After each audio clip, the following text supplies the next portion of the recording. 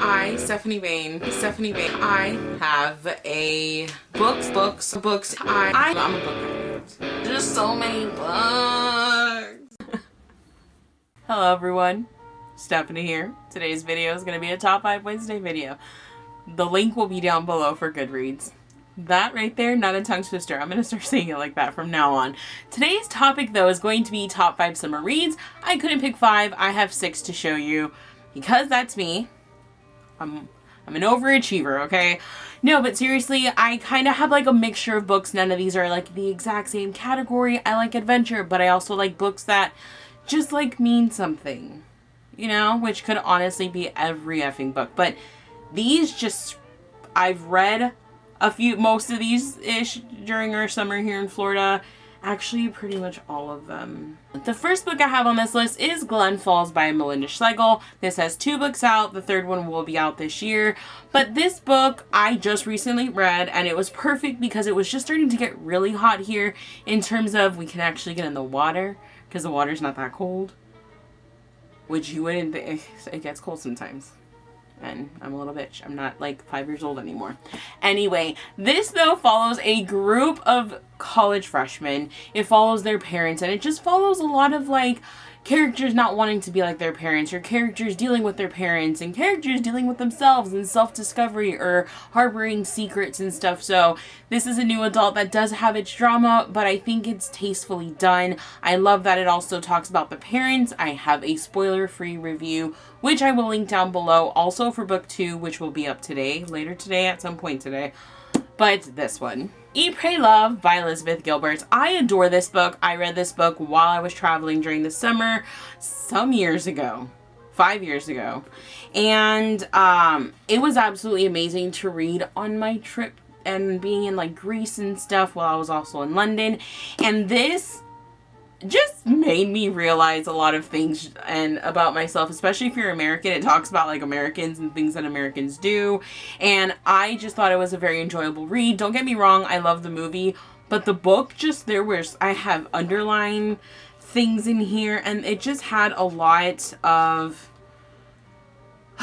things I just connected with. But it's about Elizabeth Gilbert, and in her, how old was she? Early 30s, she realizes a lot of things and just leaves everything behind and goes traveling for a while for self-discovery and things like that. And I do believe this is a great book to read during the summer, whether you're not traveling or you are traveling, road trip across the country to another country, it doesn't matter. It's very amazing. This is the story of Edgar Sottle by David Roblowski. This book follows a mute boy who loses his father, who lives on a farm where they like raise dogs and stuff. I don't remember if they breed or just train them. I want to say they do both.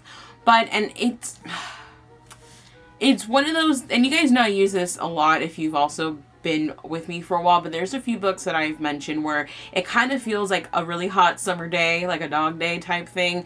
This is one of those books. It definitely packs a punch. It's very slow burning. It's nothing like fast paced or crazy. This is like, when I think of literature, I think of this. I think this is just literary fiction. That's it. That's the only genre this can go in. You connect with Edgar, and it honestly just, I remember reading this and loving my dog even more than I love her. I have a lot of dogs, but at the time I had just like my one baby. But this was such a beautiful read, such an amazing story. And if you like more literary, less drama, well, there's drama, but like, you know, not YA drama, I would recommend this. To the Dim by Janet B. Taylor. I read this spring of last year, and can I say this book is amazing. It's about a girl whose mother passes away, but don't worry, like it literally like tells you in the synopsis, so I'm not spoiling it, but she finds out her mother is actually from a family of time travelers and is stuck in the past. And when she finds this out and everything happens, she has to go on a journey to find her mother, and it goes back a very long time. But the adventure, the characters, even the romance that's in here, I adored this book. This was one of my favorite books I read last year, and I do think this would be a great freaking book for the summer because the adventure and everything that happens just sucks you in, and it's so exciting, and it's so nice to see a book that goes so far back in time. I think it was 1142. This book, I do recommend it. It's amazing, and it's also really pretty underneath the dust jacket. Not that that's why you should buy books, but I'm just throwing that out there. This is The Novice, and it follows a boy by Turan. Fuck, they said his name correctly last night. I'm already effing it up. Turan Matharu. Turan? Let's just move on from that. But anyway, I did just read this, and I know I'm talking about it, but this is full of adventure, politics, and magic. It's very exciting, and I think for summer it's actually perfect for reading. But it follows a boy named Fletcher who lives in a world where there are a bunch of species, races of people. You have humans, you have gremlins, you have orcs, you have elves, and I was about to say fairies. You have demons, and then you also have dwarves. And the thing is Fletcher finds out he is a summoner of demons, which, like, think Pokemon in that sense, where, like, instead of keeping them in a Pokeball, though, like, you keep them within you. And this is just a great story of adventure and friendship and, like, the relationships between these people on a war that's brewing. But I do recommend it for summer. It's extremely awesome. It has a little bit of everything. But if you're looking for romance, stay away from this. But this is actually one of the, like, another reason why I absolutely adored it. I have a review. I'll link it down below if you want, like, more in-depth on my spoiler-free review, because that's like the beginning portion. But I do recommend this for summer. And what would a summer recommendations be without a nice contemporary kind of mystery thing going on? And that is The 100 Lies of Lizzie Lovett by Chelsea Sidoti. Another all-time favorite. I mean, this list is literally all my favorites. Just throwing that out there. But this follows a girl named Hawthorne who finds out a girl, Lizzie Lovett, who used to go to her high school, but she was, like, older, who graduated, left, has gone missing. And Hawthorne takes it upon herself in her boring, sleepy town to figure out the mystery of Lizzie Lovett's disappearance. And she starts realizing a lot of things, and she literally inserts herself into Lizzie Lovett's life.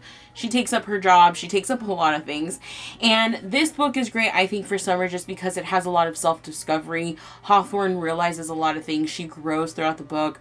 A lot of people I know say that she's an unlikable character, but I think she's actually very realistic in an unrealistic way. She's very realistic in an unrealistic way. Okay, for a moment I thought I was going to say that wrong. But this book left such an impact on me because I related a lot to Hawthorne in terms of, like, even though her imagination takes it very far, in terms of how she thinks and the things that she goes through, I just related to her, and I absolutely love this. I think it's a great mystery summer read. It's emotional, but it's also great, and I can't recommend it enough, okay? Those are my summer reads. You guys should comment down below what summer reads you would recommend me to read. Throne of Glass, I would say, is on my top of my list after I read a couple of books.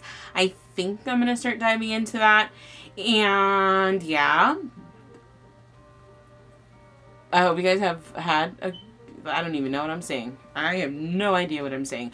But that is my list. I hope you guys enjoy this. Comment down below your recommendations for summer reads, whether you know it's something I have on my TBR or not. Just know I'm not huge into contemporaries. That's not my thing. Glen Falls is my new obsession, and I know it's a new adult, like, contemporary thing, but that's one out of, like, a million. And yeah, so I hope you guys enjoy this, and I'll see you in my next video. Bye!